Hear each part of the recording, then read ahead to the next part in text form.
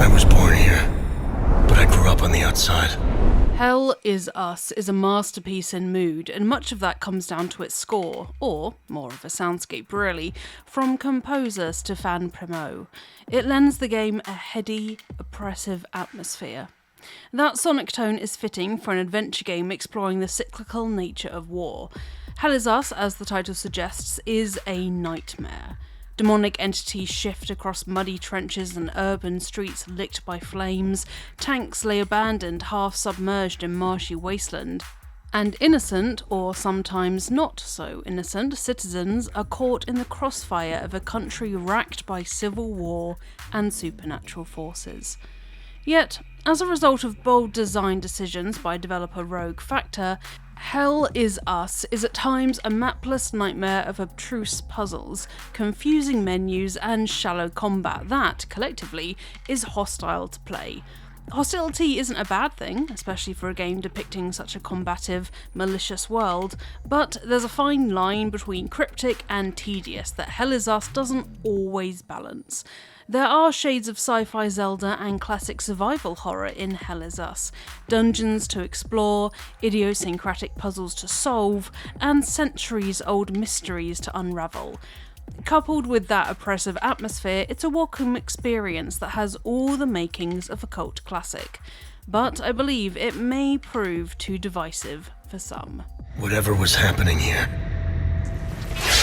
I was now part of it. After a story and a story introduction, you're dropped into the country of Hadea, a world heavily influenced by the 90s through character costumes, the lo-fi computer vibes of its menus, and a ravaged landscape seemingly inspired by wars in Bosnia and Kosovo, as well as more recent conflicts in Ukraine and Gaza.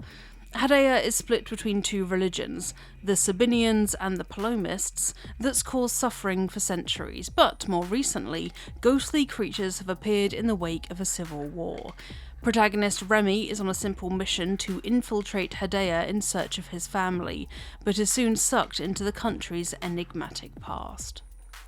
In short, Hell Is Us is a meditation on the horrors and futility of war, and how history inevitably repeats itself. The use of imagery from modern and very current warfare lends the game shocking relevance, in addition to its sombre, disturbing tone.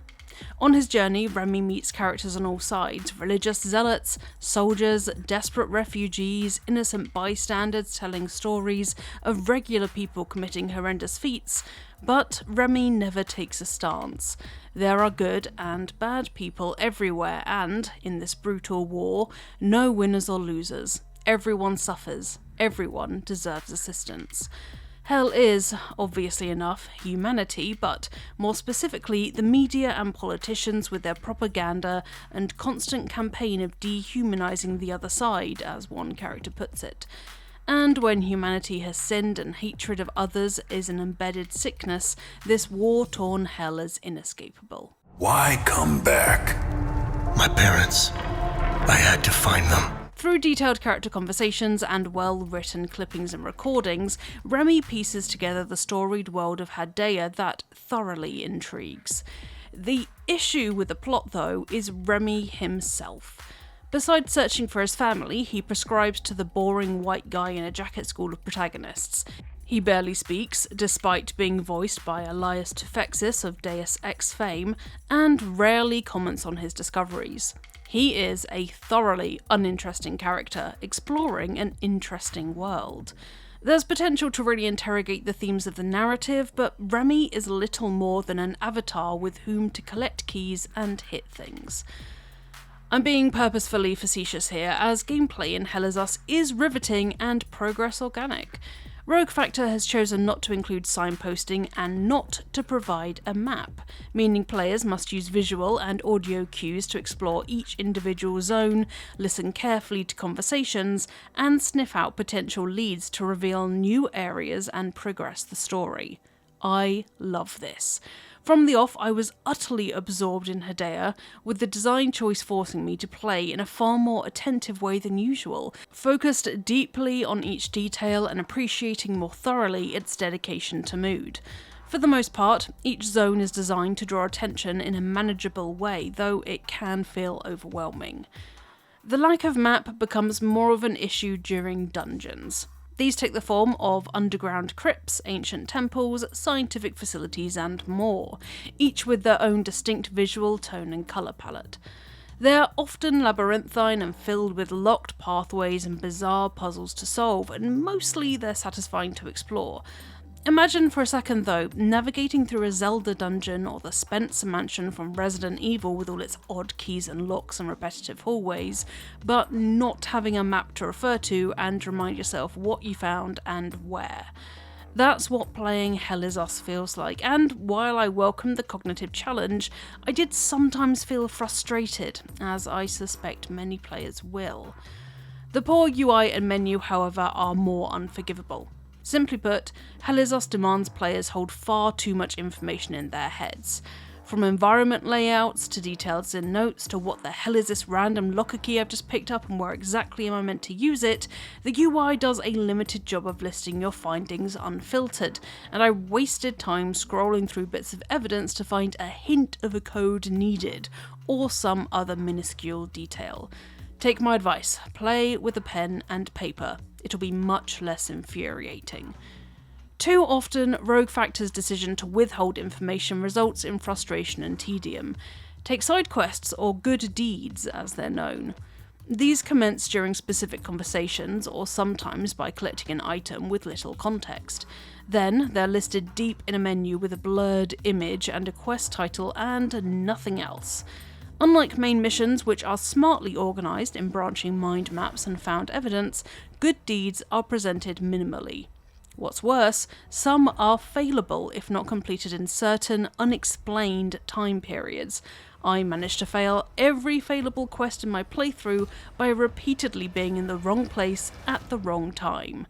I appreciate the developers likely want players to think carefully on their actions and share clues with others, but the tedious nature of these quests had the opposite effect. I simply stopped caring. Still, when I randomly entered an area only to find I'd failed a mission with no reasoning, it remained disheartening. Then there are time loops, shimmering domes found in each zone of the world. These are literal embodiments of the narrative's core themes, containing ghostly apparitions of traumatic events that endlessly repeat. They're a clever marriage of plot and gameplay, and closing them is a key part of the game. You need to kill many enemies hidden in each zone before entering the time loop to close it using a specific prism item. Thing is, there are 3 different types of prism item, but you'll only know which is needed once you actually need it. And where will you find these prisms? No idea. They could be anywhere in the world, in chests or elsewhere. Here, the game feels less cleverly cryptic, more insufficiently optimised. Many of these tasks are optional, sure, and the main quest itself is comprehensive and intellectually challenging. It had me up late at night, sat in the dark, feeling enraptured and gripped by this evocative world. At least until its anticlimactic finale. The rewards for side quests are usually items and buff providing glyphs to be used in combat, but combat itself is disappointingly shallow, making those rewards redundant. It's been described as a Souls-like, but that feels like a misnomer here, beyond it being in third person and using a stamina gauge. There is a fun twist in the game's healing pulse ability, which feels like a mix of Neo's Key Pulse and Bloodborne's Rally system, whereby hitting enemies releases particles that form a ring around Remy. Time your button press correctly, and you'll restore health in relation to damage dealt. Combat can be punishing too, with damage received dropping both maximum health and stamina that can make recovery tricky. Any other connection to From Software's work is loose. There are 4 weapon types: sword, twin axes, polearm, and greatsword, each with their own attack patterns, which lends each a distinct combat rhythm when combined with the healing pulse. And each can be customised with an element based on differently coloured human emotions, as well as buffs and abilities specific to that emotion, though any form of rock, paper, scissors elemental system isn't explicit and lacks depth. Remy is also equipped with a drone that can provide extra support as new abilities are discovered, which are fun enough to experiment with, but as a whole, combat quickly becomes monotonous and lacks the intellectual challenge of puzzle solving. The real issue is that there are only a handful of enemy types repeated through the entire game, bolstered by 3 levels of difficulty. Some are linked to coloured haze enemies that must be defeated first, but these abstract apparitions have such bizarre animations, it's hard to get a handle on parrying their attacks appropriately. Add in a dodge that pivots around enemies rather than to the sides, and it's all too easy to be embarrassingly surrounded and stuck in a corner. Moreover, Hell Is Us only has a couple of bosses, if you can even describe these unique puzzle-like encounters as such, so there's little escalation to combat or real tests to punctuate the flow of gameplay. As a result, combat feels repetitive and laborious, when instead you're desperately trying to remember who you're trying to speak with, or where the hell was that random locked door at the start of the game. I can't remember now, I'm 20 hours in and have no map to refer to. Despite these misgivings, I still found Hell Is Us to be a gripping experience. For each time I failed a quest or struggled to remember a vital clue, I was exploring a townscape freshly covered by the hazy, luminous glow of exploded bombs and littered with bodies frozen in death, or unearthing a medieval tomb filled with godly mystical secrets, or investigating a strange facility as emergency signals whir and the screams of trapped humans haunt the metallic hallways. Hell Is Us absolutely thrives on its atmosphere and sense of discovery, which few games nowadays even attempt in quite this manner. I commend Rogue Factor for its design decisions, however divisive they may be. The studio has a core vision for Hell Is Us, and the result is a singular experience that's as enticing as it is frustrating. Try it, this hell might just be for you. And there you go, that is Eurogamer's Hell Is Us review, written by Ed Nightingale. Do you think you're going to pick up this game? Let me know in the comments below. If you liked this video, please make sure to like it and subscribe to Eurogamer for more videos about video games almost every single day. Now, I am going to go and look at medieval tombs on Pinterest because this has sparked an interest within me long laid dormant. So, I'll see you folks next time. Interesting. Let's continue.